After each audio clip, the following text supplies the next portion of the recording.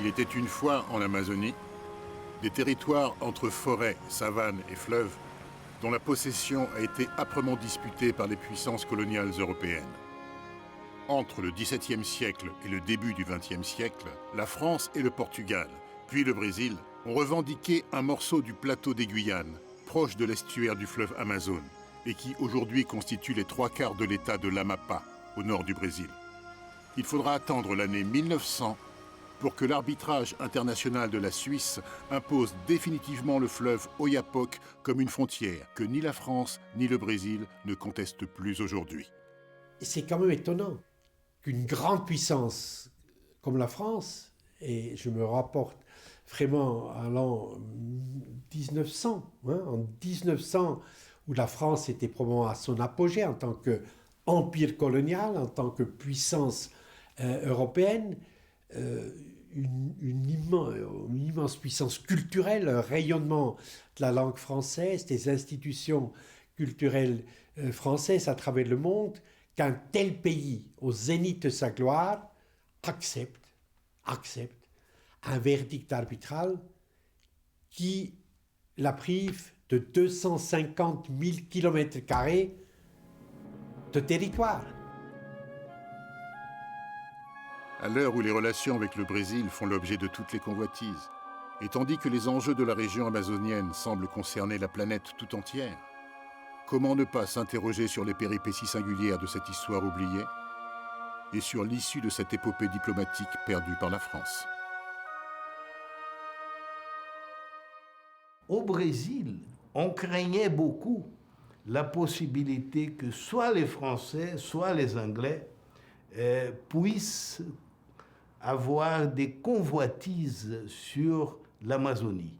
Parce que le Brésil lui-même n'avait qu'une présence plutôt théorique en Amazonie. C'était un immense continent où il n'y avait que de très peu de gens et la présence de l'État était vraiment faible.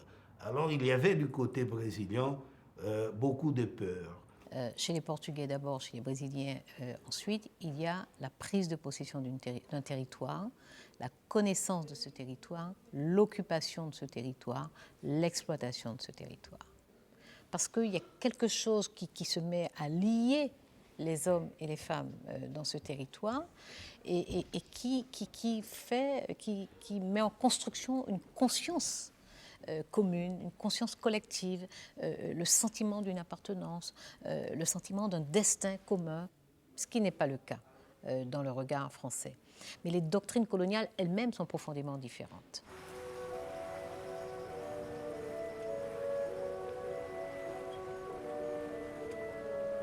Quand Christophe Colomb a découvert, comme on dit, a rencontré l'Amérique, les Portugais étaient eux-mêmes, comme les Espagnols, déjà bien avancés à la conquête du monde, et le pape, pour les mettre d'accord, le pape Alexandre VI, à l'époque, en 1494, a tracé une ligne divisant le monde en deux.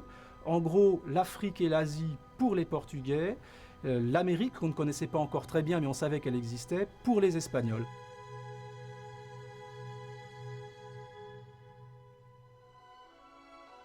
Par hasard, cette ligne passait à peu près à la hauteur de l'estuaire de l'Amazone. Je dis par hasard parce qu'à l'époque, on n'avait pas encore découvert l'estuaire de l'Amazone. Celui-ci n'a été découvert qu'en 1500, juste avant le Brésil, par le navigateur espagnol Vincent Pinson, qui était d'ailleurs Vicente Pinson, qui était d'ailleurs un des pilotes de Christophe Colomb en 1492. La soif des conquêtes enfièvre les capitales occidentales. De nombreuses expéditions se succèdent vers ces terres inconnues. Sur place, la cupidité des Européens est loin de rencontrer un territoire vierge, car depuis plus de 40 000 ans, les peuples amérindiens, Tupis, Guarani et Caraïbes vivent et occupent sans frontières ces immensités vertes qui sont à la fois leur jardin et leur refuge. Le contact est dévastateur. C'est incontestablement l'histoire d'une dépossession, et ça le demeure. C'est l'arrivée des conquistadors européens sur un territoire qui était habité. Et sans capacité à reconnaître la présence de ces populations et de ces communautés amérindiennes, sans volonté de contact, de rencontre, c'est la prise de possession. On arrive, on plante son drapeau, on nomme les lieux et on en devient propriétaire.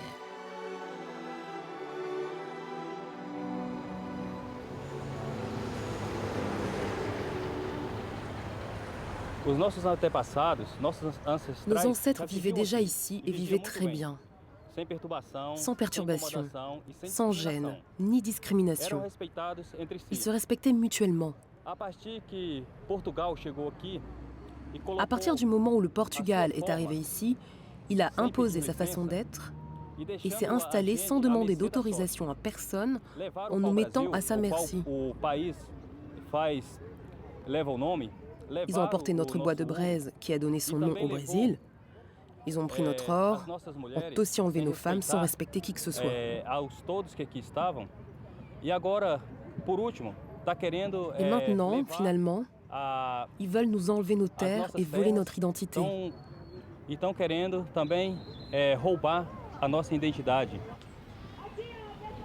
Le respect de l'identité amérindienne est totalement négligé par les puissances coloniales. Lorsqu'en 1604, ils prennent pied dans la région, Hollandais, Anglais et Français arrivent avec plus d'un siècle de retard sur les Espagnols et les Portugais. Il s'agit alors pour eux de marquer vite leur territoire. Mais ces ambitions se heurtent aux positions stratégiques, militaires et commerciales déjà mises en place par Madrid et Lisbonne.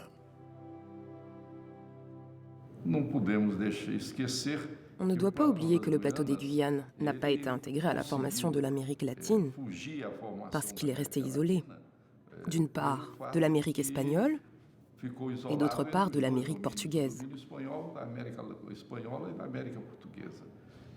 Cela a d'ailleurs suscité la fameuse phrase de François Ier quand il a dit qu'il aimerait voir le testament d'Adam qui aurait laissé le monde au Portugal et à l'Espagne. Il y avait au nord le flux des richesses du Pérou qui transitait par le Mexique pour aller en Europe, et plus au sud, l'Amérique portugaise du Brésil où se mettaient en place les routes vers l'Europe.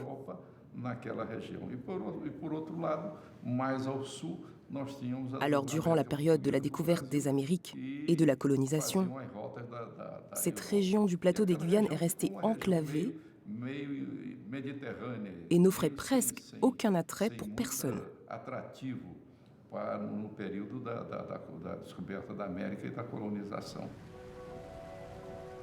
Depuis ce cri de François Ier, la France rêve elle aussi de s'implanter en Amazonie, d'en exploiter les richesses et de naviguer sur les axes du commerce international.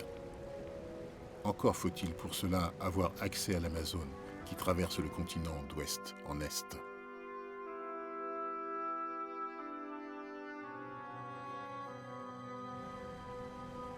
Les Français, n'ayant jamais accepté ce partage du monde, ont toujours essayé de s'établir dans divers points du Brésil.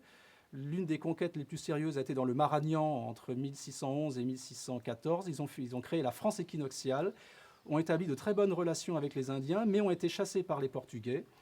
Du coup, les Français ont eu comme alternative de se replier à l'ouest du méridien de Tordesillas, dans un territoire attribué aux Espagnols, mais les Espagnols ne s'en occupaient pas, c'est-à-dire ce qui est actuellement la Guyane. Cette ambition française bute contre la volonté du Portugal qui a poussé ses limites au-delà du méridien de Tordesillas. L'Amazone devient alors un enjeu primordial. C'est le début des rivalités entre la France et le Portugal pour ces terres situées à l'extrémité sud du plateau des Guyanes.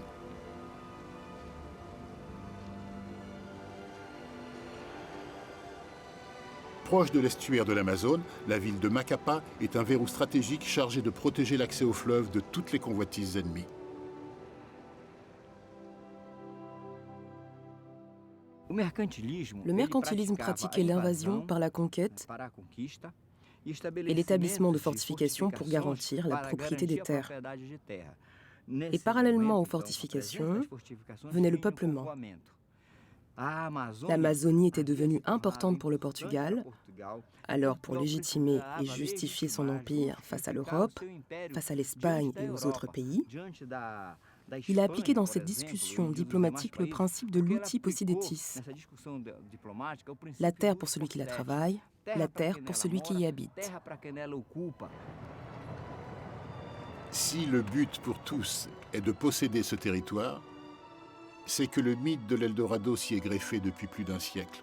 Sur la foi de Sir Walter Raleigh, l'homme le plus puissant de Londres, les Guyanes renfermeraient autour de l'imaginaire lac Parimé plus d'or que le trésor de l'Inca. Une promesse de richesse extraordinaire, parce qu'il y a l'influence des récits de Marco Polo sur Cambaluc, qu'il y a l'influence des récits aussi sur l'or des Incas, des Aztèques, donc l'arrivée des Espagnols en Amérique du Sud et dans la Caraïbe et en Amérique centrale. Donc ce mythe de l'Eldorado, il est extérieur, mais il va être pris, il va être capturé d'une certaine façon de l'intérieur. Les voyages se succèdent. Les cartes s'affinent au fur et à mesure de juteuses percées en terre inconnue. Quant aux frontières, elles bougent au hasard des péripéties des conquêtes et des reconquêtes.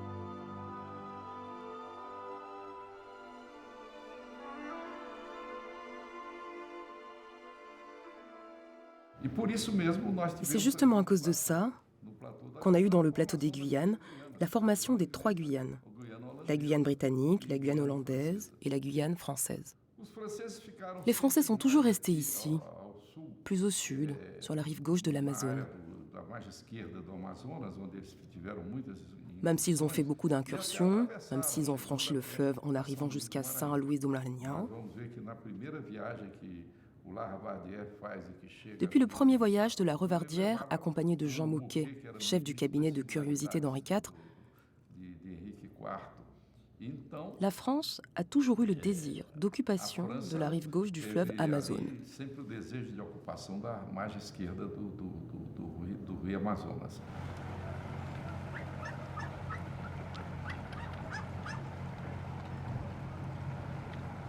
Le fleuve Amazone devient rapidement l'axe de transport vers l'Europe de richesses comme le cacao, la canne à sucre, le bois précieux et les épices.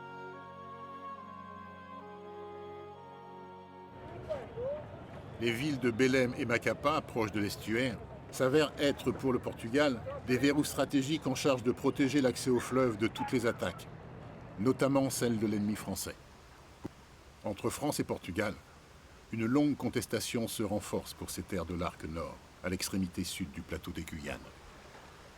La logique du système colonial est implacable. S'implanter dans un territoire, ériger des fortifications, soumettre les autochtones et organiser une main-d'œuvre servile pour exploiter les terres conquises. Les Amérindiens connaissent bien ce milieu naturel que l'on situe entre paradis terrestre et enfer vert. Mais ils sont incontrôlables, énigmatiques et donc peu rentables. Aussi sont-ils perçus comme des peuples sauvages à domestiquer ou à exterminer.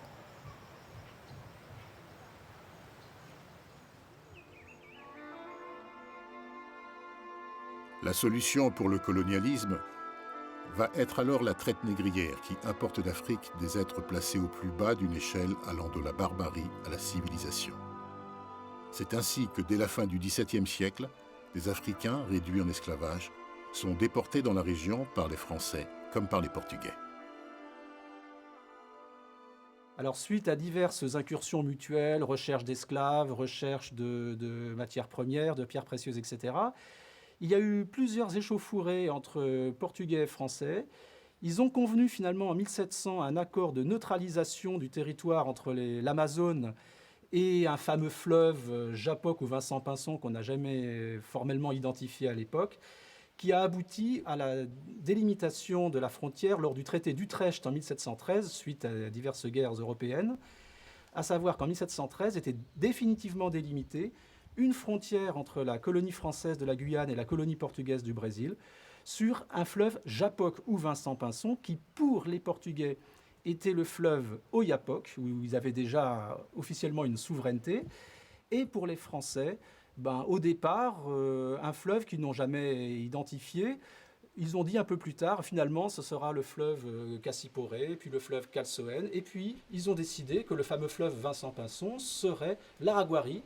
L'Araguari, à l'époque, donnait bel et bien accès directement à l'estuaire de l'Amazone. Donc en aucun cas, les Portugais, soutenus par les Anglais, n'auraient pu choisir ce fleuve comme frontière avec les Français.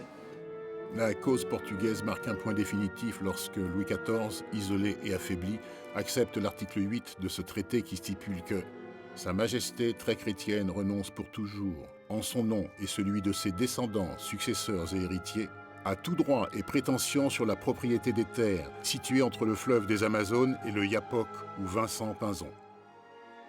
Est-ce la fin de la contestation? Non, car les Français ne vont pas tenir parole.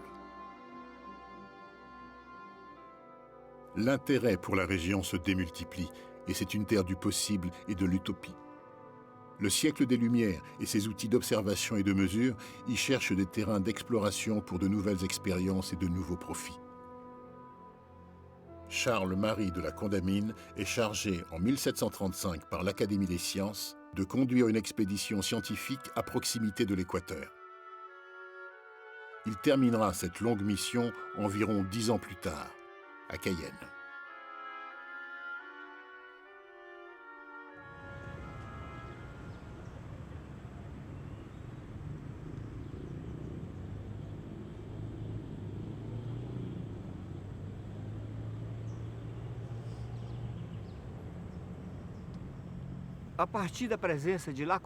La Condamine, qui est un scientifique, un naturaliste en visite en Amazonie, fait une interprétation de la notion de possession.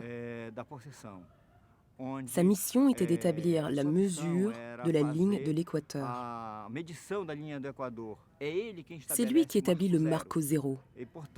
Et il va spécifier que les limites territoriales entre la France et le Portugal n'étaient pas le fleuve Oyapock ou Vincent Pinzon, mais oui, le fleuve Araguari.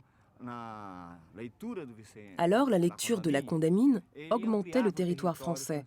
Et à partir de là, la France, renforcée par cette thèse, a recommencé à investir le territoire, gênant la sécurité du domaine portugais.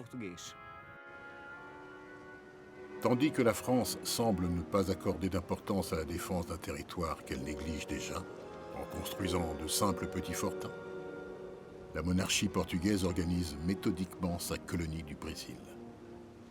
Lisbonne décide de fortifier Macapá par l'imposante forteresse São José sur les bords de l'Amazone, afin de se protéger contre la menace française qui atteindra son paroxysme lors de l'invasion du Portugal par les troupes napoléoniennes en 1808.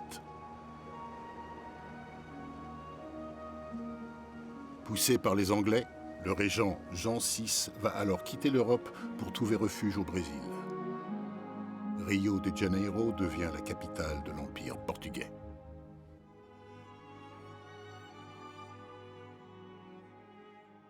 Il y a là une rivalité. Il y a eu là, c'est une réponse à Napoléon. Ça veut dire, il a été parce que Napoléon, en tant qu'il a fait fuir l'Empire portugais, n'est-ce pas, en tant que Don Juan est venu à Rio et a dû fuir Lisbonne, la nécessité d'une riposte de l'Empire était là. Et la plus facile et immédiate était justement la conquête de la Guyane. Mais il n'y avait pas, semble-t-il, sauf dans l'idée un petit peu germée dans l'idée de quelques administrateurs portugais, il n'y avait pas une volonté d'annexion proprement dite, c'était plutôt une espèce de mise. La Guyane était une espèce d'otage que les Portugais voulaient garder tant que Napoléon était encore sur le trône. Et finalement, au Congrès de Vienne, d'assez mauvaise grâce, il faut bien en convenir, mais sans non plus trop insister, les Portugais ont rendu la Guyane à la France, à une condition quand même, c'est que la frontière soit désormais sur le Yapock, ce que les Français ont signé.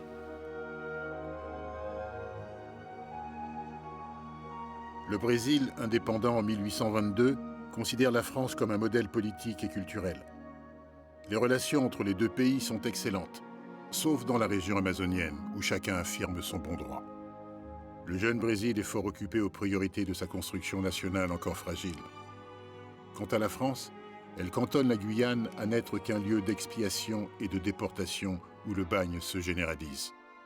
De surcroît, la question du contesté passe au second plan face à ces nouvelles ambitions coloniales en Afrique.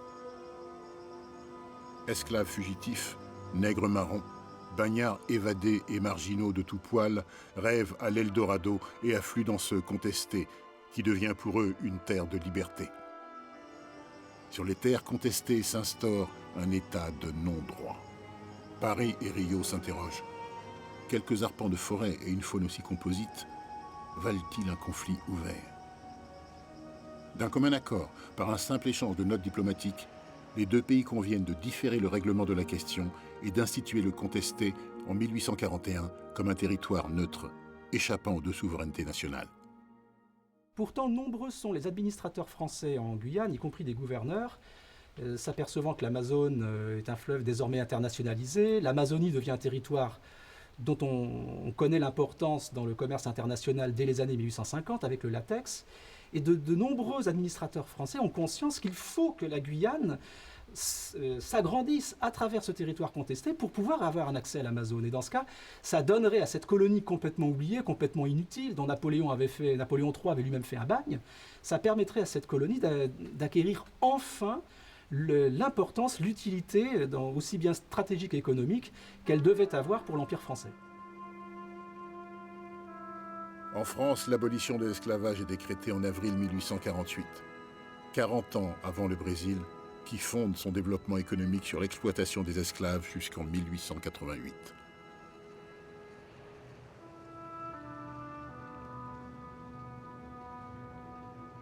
Le Brésil est pratiquement l'une des dernières nations occidentales à libérer ses esclaves. Donc l'esclavage perdure et beaucoup de marrons, comme la terre n'est pas administrée, n'est pas, comme on disait à l'époque, administrée ni par la France ni par le Brésil, beaucoup de marrons portugais vont venir s'installer dans ce contesté. Donc il y a la population primaire, les Indiens, il y a ensuite ces marrons qui viennent s'installer. Un peu plus tard, quand on installera le bagne, on trouvera aussi quelques blancs, ce sont quelques bagnards qui s'échappent, ils ne sont pas très nombreux. Bon, on est censé surveiller la zone, mais le contrôle n'est pas suffisant. L'absence de juridiction suscite de petits pouvoirs locaux sur ces territoires où viennent s'agglutiner les aventuriers et les fugitifs pour échapper à toute autorité. Ce qui fait du contesté une menace pour l'ordre. Dans la capitale brésilienne, on cherche à trouver des issues institutionnelles, comme la création de la province de Pinzonha, du nom du découvreur Vincent Pinzon. Proposition qui reste sans suite. En quoi la Pinzonha répondrait à une vision stratégique, exactement dans ce sens, de maintenir cette immensité brésilienne qui était l'héritage un peu inconnu et un peu en solitude des années de colonisation, n'est-ce pas? Vous savez toujours que le Brésil aurait dû être moins de la moitié de ce qu'il est si on respecterait le fameux traité de Tordesillas. Tous ceux qui font le voyage dans le contesté à cette époque, tous ceux qui ont écrit, reconnaissent qu'il y a une plus grande proportion de ressortissants brésiliens, qu'ils soient indiens ou esclaves marrons, qu'il y ait de Français. D'ailleurs, on connaîtra un afflux très important de Français que vers 1893, 92, 93, avec la découverte de l'or. Coup de tonnerre. Enfin, l'or tant espéré apparaît. D'abord sur l'Aprouague, en Guyane, puis sur le Calçoene, dans le contesté. Découverte capitale qui fait affluer des chercheurs d'or originaires des Guyanes, des Antilles, aussi bien que du Brésil. Chacun s'attribue avec fièvre et les filons et les territoires. Tous les aventuriers du contesté se disent, comme le Candide de Voltaire, « Si nous retournons dans notre monde seulement avec 12 moutons chargés de cailloux d'Eldorado, nous serons plus riches que tous les rois ensemble. » Alors cette découverte de l'or, elle est absolument capitale parce qu'elle va redonner un intérêt à ce territoire qui était complètement oublié tant du Brésil que de la France. Cet or, d'une part, va focaliser à nouveau l'attention sur ce territoire, mais ce qui va fortement déplaire aux Brésiliens pour lesquels le territoire contesté était brésilien, il n'était pas question pour eux d'une neutralisation, c'est que l'or trouvé par les orpailleurs créoles partait en France, partait d'abord en Guyane française et puis ensuite à Paris. Et pour les Brésiliens, il s'agissait d'un pillage éhonté d'une ressource brésilienne. Et qui a découvert cet or? C'était des Brésiliens, des orpailleurs qui furetaient dans des petits placers. Et à partir de là, il y a eu la ruée vers la Guyane. Avec la découverte de l'or aussi de ce côté-ci du fleuve, et des grands orpaillages du fleuve Oyapock et toute cette région-là, la ruée vers l'or a fait que les Français ont pris le pas sur les Brésiliens qui n'avaient aucune structure pour opérer. E essa corrida do ouro, então, fez com que os franceses saíssem na frente dos brasileiros que não tinham nenhuma estrutura. à tel point que la douane de Cayenne, en 1895, a enregistré des sorties fantastiques de chiffres pour cette période d'environ 5 ans.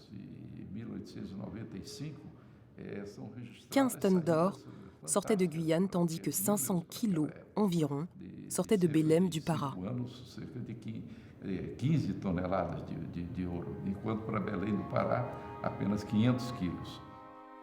Sur place, à Cunani, le pouvoir du capitaine Trajano Benítez s'impose. Connu au Brésil comme O Negro Trajano, cet ancien esclave est fier de représenter les intérêts de la France dans la région.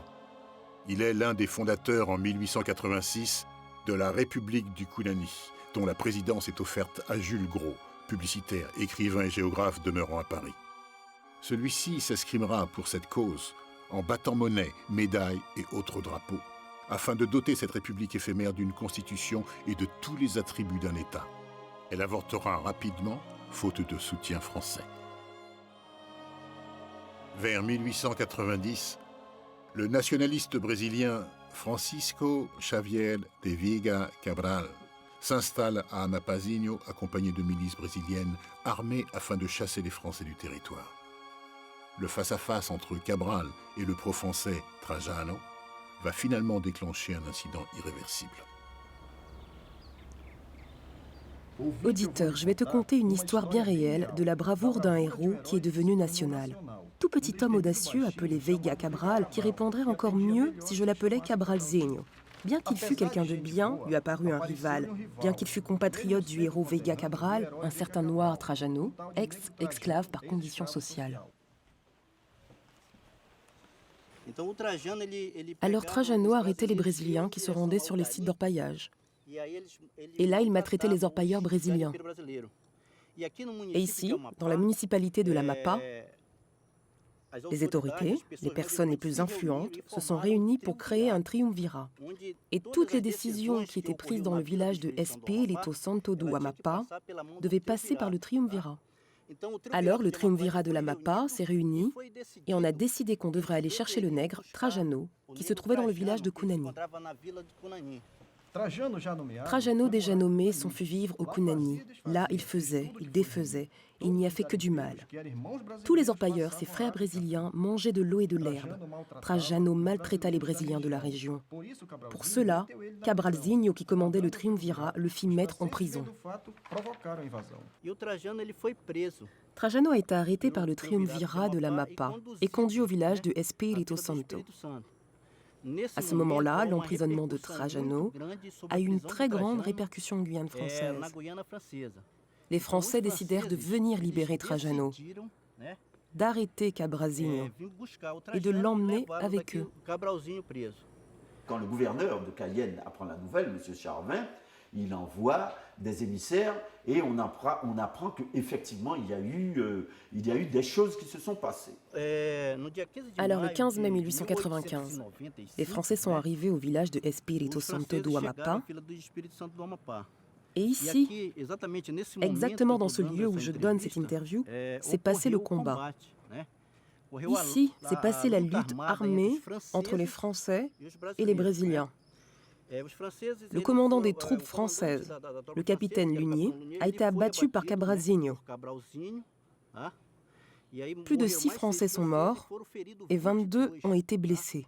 Comme il y avait une préoccupation à propos des marées ici, ils devaient abandonner le village avant que la marée descende, sinon il leur serait impossible de repartir. Dans ce combat, 38 Brésiliens ont été tués aussi, ici, dans le village de Espírito Santo do Amapá.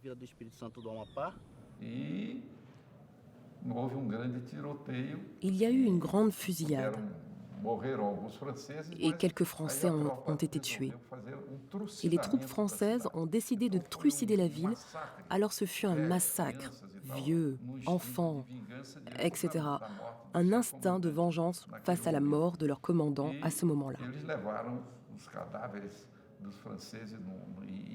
Et ils ont emmené les cadavres des Français, arrêté ceux qu'ils considéraient comme les personnalités les plus importantes de Calçoene, et les ont emmenés en tant que prisonniers à Cayenne.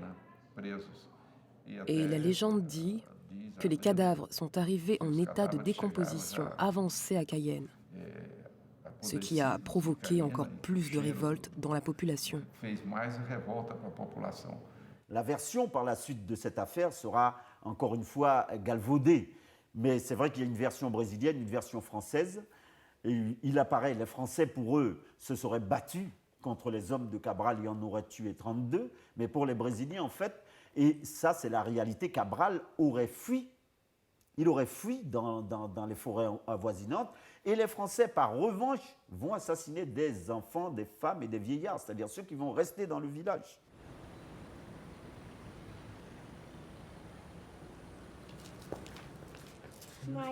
Plus grand que le Cabral qui découvrit le Brésil, fut le Cabral qui défendit le Brésil.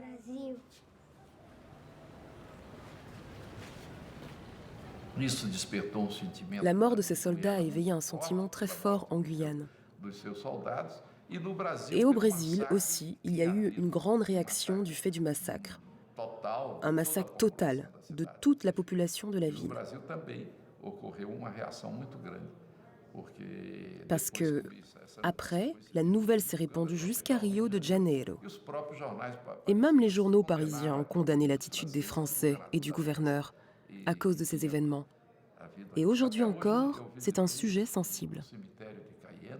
D'ailleurs, j'ai visité au cimetière de Cayenne le monument dédié à ceux qui ont péri dans cet épisode, et en particulier le capitaine Lunier. Je pense qu'il y a eu 7 Français de tués lors de cet épisode.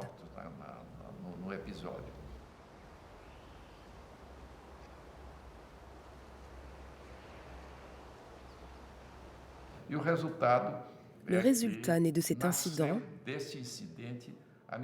fut la nécessité de négocier une fois pour toutes la question du contesté. C'est alors que les deux gouvernements ont décidé de soumettre cette question à un arbitrage international dans lequel la Suisse fut l'arbitre.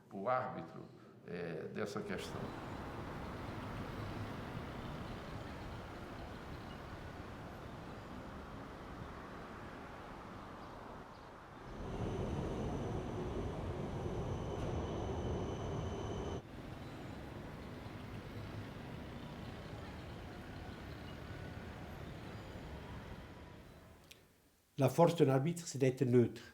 Et si l'arbitre vient d'un pays qui, dans sa politique étrangère, pratique une neutralité rigoureuse, comme la Suisse le fait depuis 1648, depuis la paix de Westphalie, évidemment, ça donne une crédibilité et une force à ce verdict de cette instance arbitrale. Et il est vrai que sur le continent sud-américain, la Suisse n'a jamais eu une quelconque action politique, une quelconque revendication politique, une quelconque influence politique. Elle était réellement totalement neutre face à l'ensemble des partis en présence.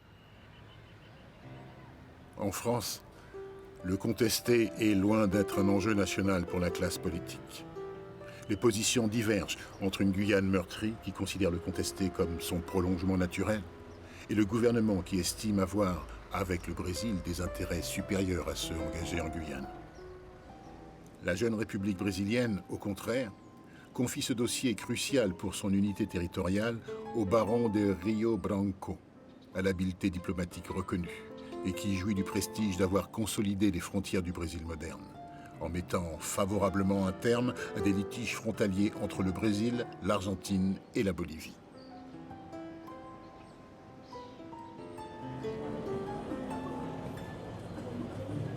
Rio se considérait une ville à la française, je pourrais dire comme ça.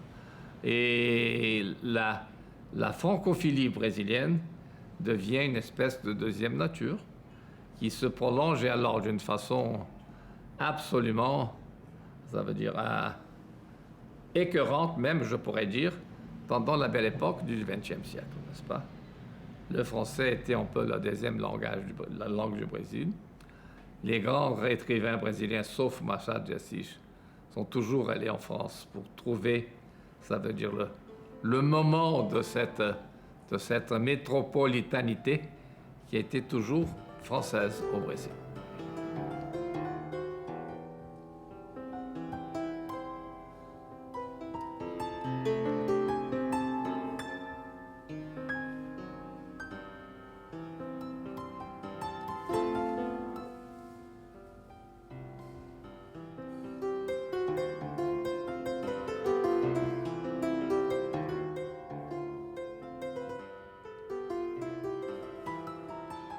Il faut dire aussi que le Brésil venait d'accéder au statut de république, statut de république. L'esclavage a été aboli en 1888, 1889, la République brésilienne est proclamée et arrive au pouvoir avec les Rio Branco, avec le père Rio Branco et son fils, une nouvelle génération et des nouvelles classes sociales, d'un dynamisme, d'un patriotisme, d'une ambition tout à fait extraordinaire.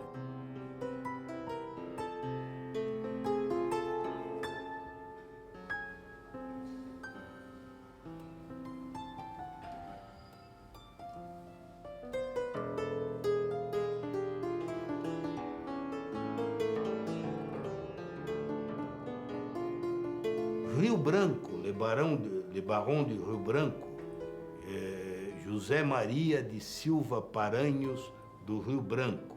Et il était surtout un grand passionné d'histoire, un homme qui connaissait l'histoire, la géographie, ce qu'on appelait alors la chorégraphie, les cartes anciennes, il connaissait tout. Rio Branco était un travailleur infatigable. Il connaissait même les endroits dans les archives espagnoles et portugais où il pouvait trouver des documents. Et finalement, c'était exactement la fin du siècle. Il avait présenté ces documents et la sentence suisse avait été présentée le 1er décembre de 1900. Il neigeait beaucoup, Berne était couverte de neige, on décrit la situation. Les Suisses ont eu la délicatesse de communiquer la sentence d'une façon séparée. Et le Brésil avait gagné la question parce qu'il avait démontré que le fleuve était le Oyapock. On croyait que le gouvernement suisse allait, comme on disait à ces temps-là, allait couper la poire en deux. Et cela ne s'est pas passé. La poire a été mangée presque toute par Rio Branco. Face à l'argumentation brésilienne exposée dans un imposant mémoire en 12 volumes et étayée par plus de 150 cartes, la diplomatie française ne présenta qu'un maigre dossier défendu par des diplomates de second rang. Le 1er décembre 1900, l'arbitrage établit finalement la frontière sur l'Oyapock, donnant ainsi totalement raison à l'ancienne logique coloniale portugaise. Cette décision ne mérita même pas à l'époque la une des journaux parisiens. Les Brésiliens, pour eux, ça a été là, le triomphe d'un pays jeune sur une vieille puissance coloniale, certes amie, et ça montrait que le Brésil était tellement puissant qu'il pouvait vaincre un pays comme la France sans verser une goutte de sang. Rio Branco est devenu d'ailleurs immédiatement ministre des Affaires étrangères du Brésil. Dans le territoire contesté, il semble que l'enthousiasme n'ait pas été aussi fort, qu'il soit français ou... Les Français ont été généralement rapatriés en Guyane. Les Brésiliens qui restaient n'avaient pas un sentiment national très affirmé, ils s'en fichaient un petit peu d'être Brésiliens ou Français.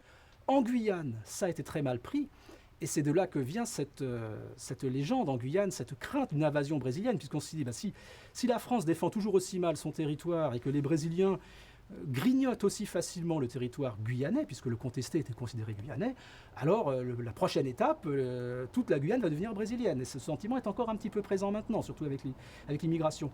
Et côté français, une indifférence totale, c'était en pleine affaire Dreyfus, et la priorité, c'était de récupérer l'Alsace et la Lorraine. Alors le contesté franco-brésilien, où il y avait peut-être 20 000 habitants à l'époque, vous pensez bien que ça passait au second plan. Je pense que l'histoire a été sage.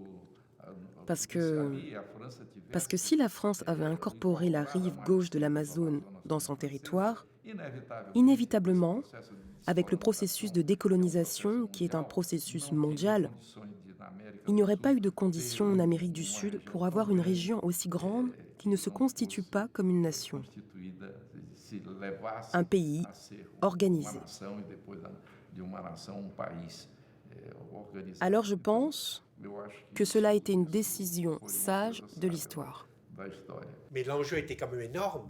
250 000 km² de terre équatoriale, enfin de terres potentiellement riches et dont on avait déjà découvert dans le sous-sol de l'or. 250 000 km², c'est la moitié de la France. Et cette terre-là a été perdue pour la France. Donc il est difficile à comprendre, et je ne fais que des hypothèses, pourquoi la France, visiblement, n'a pas pris au sérieux ce tribunal arbitral, n'a pas envoyé à Berne, et Dieu sait que la Troisième République avait des juristes de très haut niveau, des diplomates de très haut niveau, qu'elle avait envoyé un vague géographe, sous-directeur du Quai d'Orsay, rien de comparable avec la délégation et le travail fait par la délégation brésilienne.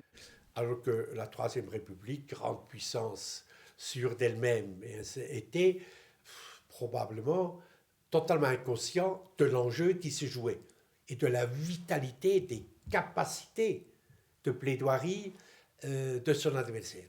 A sûrement méprisé son adversaire et elle a perdu. Et la rive gauche du fleuve Amazone est devenue brésilienne. Et maintenant, nous avons une autre échéance, qui est de construire des relations actuelles entre le Brésil et la France. Parce que la Guyane est la seule à avoir résisté à la tradition historique. Elle est restée département de la France, alors que le Suriname est devenu indépendant de la Hollande. Et la Guyane anglaise a été transformée en Guyana.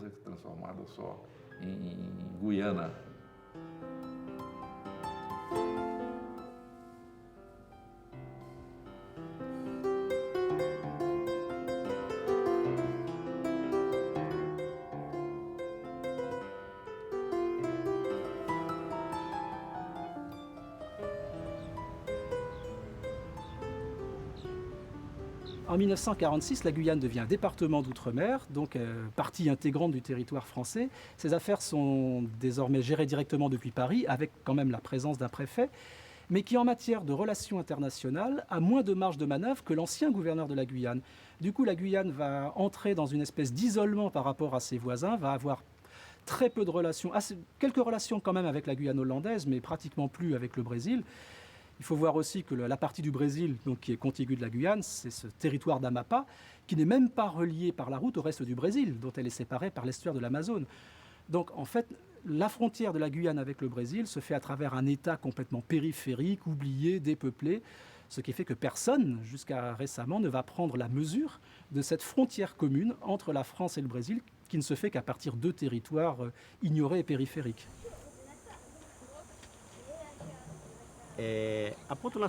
Au niveau national, nous avons été totalement oubliés. Notre région a été délaissée par le gouvernement fédéral. Par exemple, le gouvernement fédéral va se préoccuper de nous à partir de 1943, avec la création du territoire fédéral de l'Amapá. C'est à partir de ce moment-là que l'on va créer la municipalité de l'Amapá. On va créer des écoles, des hôpitaux. Le fait s'est passé en 1895, n'est-ce pas? Et le gouvernement brésilien ne va investir dans l'éducation, la santé dans notre région qu'à partir de 1945. Et cela avec la question des routes en très mauvais état. Il n'y avait même pas de route à l'époque. Mais on nous a abandonnés au niveau fédéral. On était très abandonnés. Quando vejo conterrâneos dá vontade de chorar. Chegou grupo estranho, talvez seja Macapá. Tô quase adivinhando, a minha história a contar. Vocês estão tudo orgulhosos, pela primeira vez chegaram no Amapá. Alors si même les Blancs qui sont au pouvoir à l'Amapá, les latifondiers, les éleveurs, etc., se plaignent de l'inignorance à leur égard ou de l'abandon, de l'oubli de Brasilia à leur égard, qu'est-ce que vous pensez? Quel est l'oubli, quel est l'anonymat, quel est l'abandon des peuples autochtones, des peuples indiens dans la forêt de l'Amapá, enfin de l'Amazonie en général?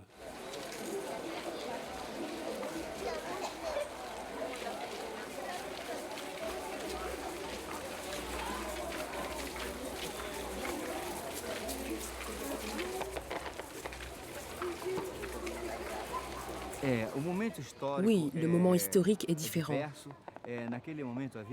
À ce moment-là, il y avait des disputes de terre et d'espace pour protéger les métropoles, la survie des populations des grandes villes et l'exploitation des colonies. Aujourd'hui, la logique internationale est tout autre. En plus, avec la force de la mondialisation, avec la force de ces nouveaux mécanismes stratégiques du commerce qui s'installent, il y a un besoin d'union au bénéfice de l'environnement, au bénéfice de l'homme, qui est commun. Nous avons les mêmes nécessités, nous sommes citoyens de la planète et nous devons rassembler nos forces, partager nos connaissances pour pouvoir résister aux assauts prédateurs contre la planète que l'industrie du capitalisme développe.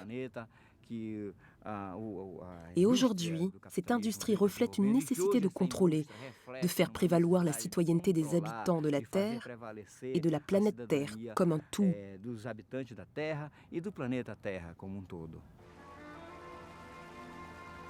En 2011, la construction d'un pont sur l'Oyapock inscrira dans la pierre cette frontière, autrefois enjeu colonial et aujourd'hui défi géopolitique entre deux continents.